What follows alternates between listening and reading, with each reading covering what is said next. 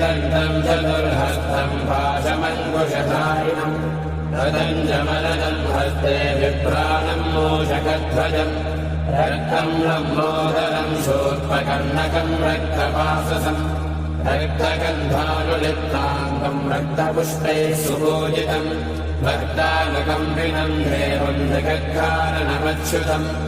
आविर्भूतम् च सृज्यादो प्रकृतेः पुरुषात्परम्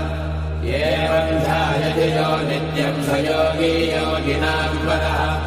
नमो व्रातपतये नमो गणपतये नमः प्रमथपतये नमस्ते अस्तुलम्बोदराय एकदन्ताय विघ्नविनाशिने शिवसुताय श्रीवरदमूर्तये नमो नमः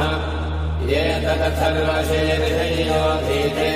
स ब्रह्मभूयाय कल्पते स सर्वतः सुखमेधते स सर्वविघ्नैः न बाध्यते